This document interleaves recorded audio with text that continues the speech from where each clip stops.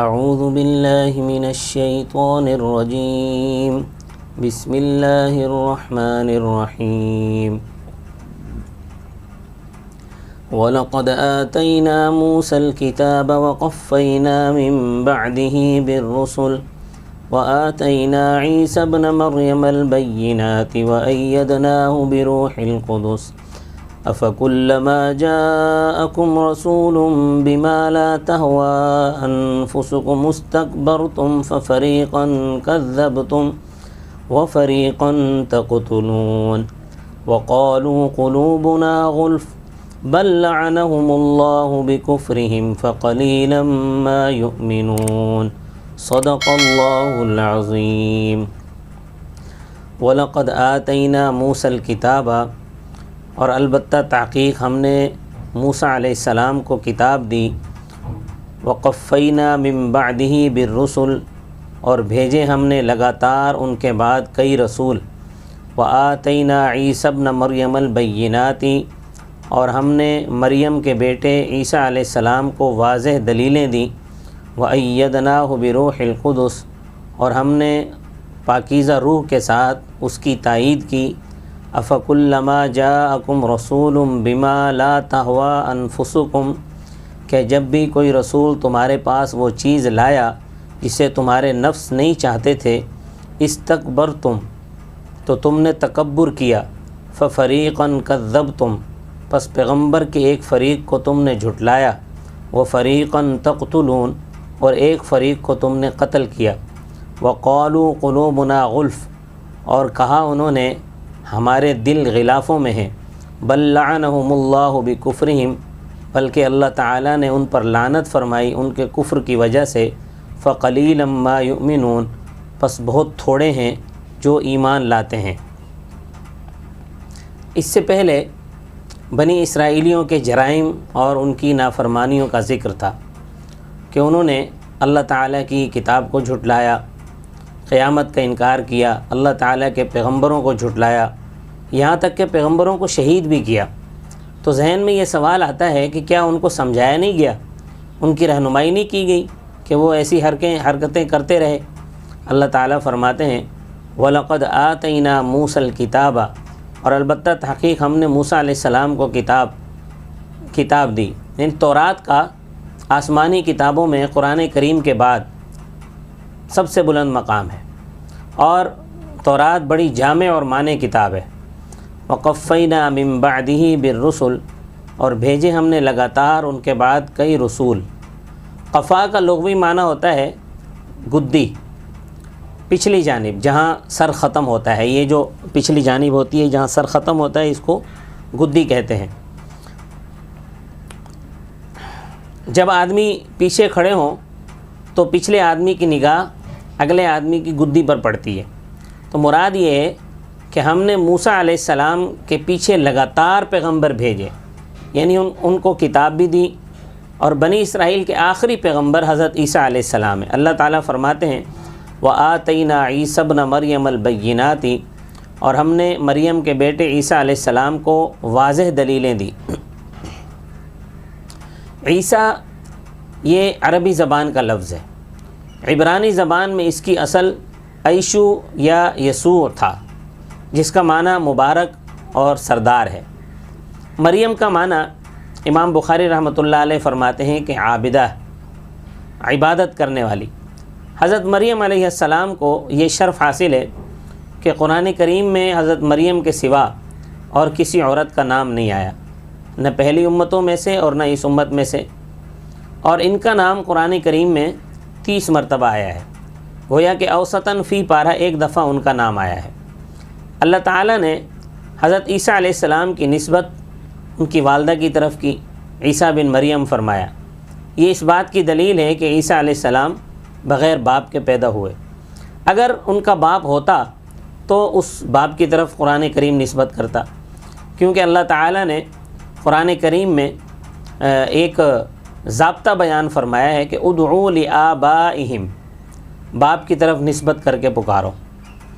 مرزا غلام احمد قادیانی ملعون نے جب حضرت عیسیٰ علیہ السلام کے متعلق غلیظ زبان استعمال کی تو علماء نے اس کے خلاف آواز بلند کی، تو تو شیطان نے اپنی کتاب کشتی نوح میں پہلے تو مولویوں کو اس نے خاصی گالیاں دی کہ یہ مولوی بڑے بدذات ہیں، یہ لوگ میرے متعلق کہتے ہیں کہ میں عیسیٰ علیہ السلام کی تعظیم نہیں کرتا۔ میرے سے زیادہ تعظیم کرنے والا کون ہے؟ میں تو عیسیٰ علیہ السلام کی بھی تعظیم کرتا ہوں، ان کے 6 بہن بھائیوں کی بھی تعظیم کرتا ہوں، ان کے باپ یوسف نجار کی بھی تعظیم کرتا ہوں۔ یہ ہے اس کی تعظیم، معاذ اللہ۔ اس نے اپنی کتاب تریاق القلوب میں لکھا ہے کہ حضرت عیسیٰ علیہ السلام کی 3 نانیاں اور 3 دادیاں زناکار اور کسبی عورتیں تھیں، لا حول ولا قوت الا باللہ۔ یہ ہے اس کی تعظیم۔ یہ مرزا قادیانی بڑا خبیث آدمی تھا۔ بھائی جب ازرو قرآن ان کا باپ ہی نہیں ہے تو دادیاں کہاں سے آ گئیں؟ بہرحال اللہ تعالیٰ نے عیسیٰ علیہ السلام کو واضح دلیلیں دے کر مبعوث فرمایا ہے۔ اللہ تعالیٰ فرماتے ہیں وَأَيَّدْنَاهُ بِرُوحِ الْقُدُسِ۔ آج کل بھی یہ قادیانیوں کا معاملہ ٹاپ پر آیا ہوا ہے کہ ہمارے جو چیف جسٹس آف پاکستان ہیں قاضی فائز عیسیٰ صاحب، اس نے یہ کہا ہے کہ پاکستان کے آئین کے مطابق ہر شخص کو مذہبی آزادی حاصل ہے، تو وہ اپنے مذہب کے مطابق کچھ بھی کر سکتا ہے۔ یہ پتہ نہیں جج کیسے بن جاتے ہیں، ہمیں ان کی سمجھ نہیں آتی۔ اس عقل کے اندھے کو اتنا نہیں معلوم کہ قادیانی تو مذہب ہے ہی نہیں سرے سے۔ مذہبی آزادی تو ان مذاہب کو حاصل ہے جو آسمانی مذاہب ہیں، یا اس کے علاوہ جو ایک دیگر مذاہب ہیں۔ قادیانی تو مرتد ہیں، اور مرتد کا کوئی مذہب ہی نہیں ہوتا۔ تو جب مرتد کا کوئی مذہب، مرتد کے بارے میں تو یہ حکم ہے کہ اس کو 3 دن کی مہلت دو، اگر وہ دوبارہ اسلام قبول کرتا ہے تو ٹھیک، نہیں تو اس کو قتل کر دیا جائے۔ اگر اسلامی حکومت ہو اور یہاں اسلامی قانون ہو تو قادیانیوں کو قتل کیا جانا چاہیے، بجائے یہ کہ اس کو مذہب قرار دے دینا اور ان کو اس بات کی آزادی دے دینا کہ وہ اپنا قرآن چھاپ سکتے ہیں اور اپنی جو ہے وہ کتابیں چھاپ سکتے ہیں، اپنی دعوت لوگوں کو دے سکتے ہیں۔ یہ تو کھلا کھلا لوگوں کو ارتداد کی طرف دھکیلنے کی سازش ہے۔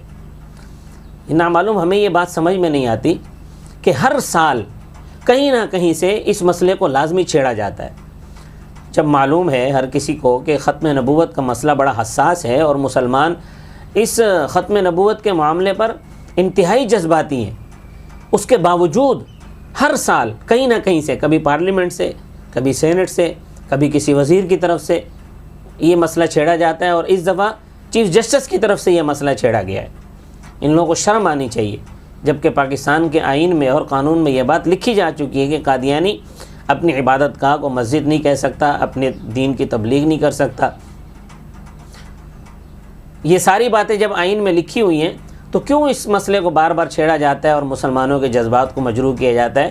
مسلمانوں کو اس مسئلے پر اس قاضی کے خلاف نکلنے کی ضرورت ہے اور اپنا بھرپور احتجاج ریکارڈ کروانے کی ضرورت ہے، اور یہ احتجاج ہر سطح پر ریکارڈ کروائیں، سوشل میڈیا پر، واٹس ایپ کے ذریعے سے، ٹویٹر کے ذریعے سے، فیس بک پر، یوٹیوب پر، ہر جگہ یہ اپنا احتجاج ریکارڈ کروائیں۔ اس سے بڑا اثر پڑتا ہے، اور ہمارے جو ارباب اقتدار ہیں ان کو یہ پتہ چلتا ہے کہ مسلمان، خصوصاً پاکستان کے مسلمان اس مسئلے میں بڑے حساس ہیں۔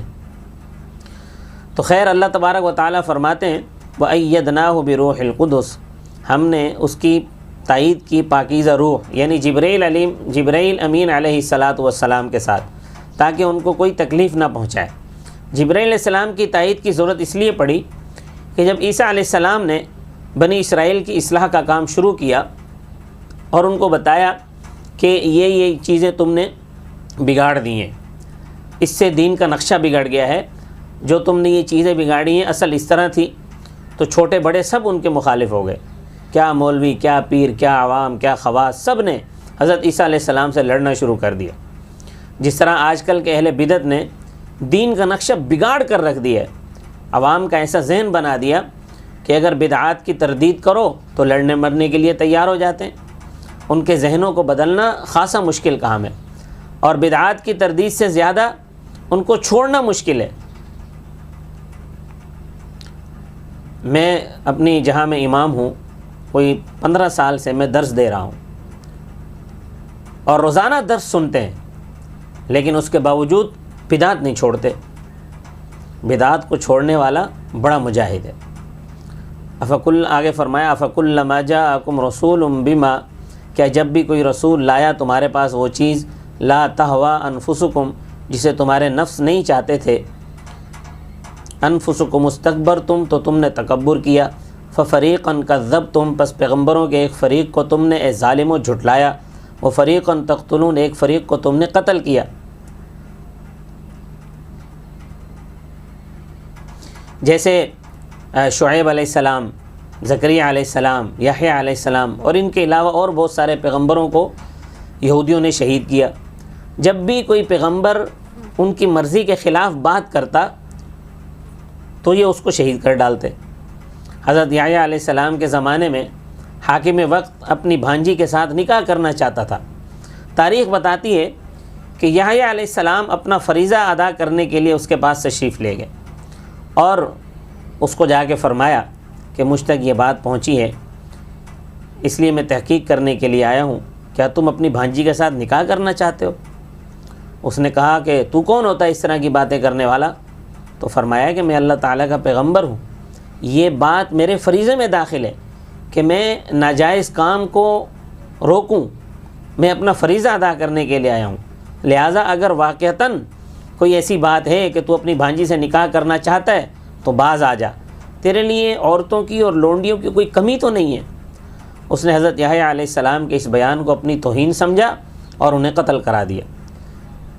جب انہیں حق کی دعوت دی گئی تو وقالوا قلوبنا غلف، انہوں نے کہا ہمارے دل غلافوں میں ہیں۔ غلف اغلف کی جمع ہے جس کا معنی ہے غلاف، جو قرآن کریم دیگر کتابوں پر چڑھایا جاتا ہے تاکہ ان پر گرد و غبار نہ پڑے، مکھی نہ بیٹھے، دھواں نہ لگے، بے حرمتی نہ ہو۔ تو انہوں نے کہا کہ ہمارے دلوں میں اللہ کی معرفت ہے، علم ہے، بڑی پاکیزہ چیزیں ہیں، ان پر ہم نے غلاف چڑھایا ہوا ہے تاکہ تمہاری گرد و غبار اور دھوئیں کی مانند باتیں ہمارے دلوں تک نہ پہنچیں۔ اللہ تعالیٰ فرماتے ہیں بل لعنہم اللہ بکفرہم، یہ بات نہیں ہے کہ ان کے دل بڑے صاف ہیں، ان کے عقیدے و نظریات درست ہیں، تمہاری باتیں گرد و غبار والی ہیں، نہیں، بلکہ اللہ تعالیٰ نے ان پر لعنت فرمائی ہے ان کے کفر کی وجہ سے۔ فقلیلا ما تؤمنون، پس بہت تھوڑے ہیں جو ایمان لاتے ہیں۔ باوجود اس کے کہ تقریباً سارے یہودی حضرت صلی اللہ علیہ وسلم کو جانتے تھے کہ واقعتاً یہ سچے پیغمبر ہیں، یعرفونہ کما یعرفون ابناءہم، اس طرح پہچانتے تھے جس طرح اپنی اولاد کو پہچانتے تھے۔ حضرت عبداللہ بن سلام رضی اللہ تعالیٰ عنہ جب مسلمان ہوئے تو ان کے مسلمان ہونے کا بڑا عجیب واقعہ ہے۔ بخاری شریف میں ہے کہ جب وہ کلمہ پڑھ کر بیٹھے تو دیکھا کہ اور یہودی بھی آ رہے ہیں تو پردے کی اوٹ میں ہو گئے۔ حضرت صلی اللہ علیہ وسلم سے درخواست کی کہ حضرت یہودی آ رہے ہیں، پہلے ان سے آپ میرے متعلق پوچھیں کہ میں کون ہوں، پھر ان کو اسلام کی دعوت دیں۔ چنانچہ جب وہ آ گئے تو آپ صلی اللہ علیہ وسلم نے ان سے فرمایا کیف فیکم ابن السلام، عبداللہ بن سلام تم میں کیسا آدمی ہے؟ کہنے لگے خیرنا وابن خیرنا، ہم میں سے بہتر ہے اور بہتر کا بیٹا ہے، اعلمنا وابن اعلمنا، سب سے بڑا عالم ہے اور سب سے بڑے عالم کا بیٹا ہے، سیدنا وابن سیدنا، ہمارا سردار ہے، ہمارے سردار کا بیٹا ہے۔ آپ صلی اللہ علیہ وسلم نے فرمایا اگر وہ اسلام قبول کر لے تو تمہارا رویہ کیا ہوگا، تم کیا کرو گے؟ کہنے لگے اعاذہ اللہ من الاسلام، اللہ تعالیٰ اسے اسلام سے پناہ میں رکھے۔ یہ باتیں ہو رہی تھیں کہ حضرت عبداللہ بن سلام پردے سے باہر نکل کر آ گئے اور ڈٹ کر کہا اشہد ان لا الہ الا اللہ وحدہ لا شریک لہ واشہد ان محمدا عبدہ ورسولہ۔ وہ یہودی جنہوں نے ابھی ان کی تعریف کی تھی کہنے لگے شرنا وابن شرنا، ہم میں سے بڑا شرارتی اور بڑے شرارتی کا بیٹا ہے۔ اندازہ لگاؤ، وہی آدمی ہیں، وہی زبانیں ہیں، پہلے وہ کیا کہہ رہے تھے اور بعد میں کیا کہنے لگے،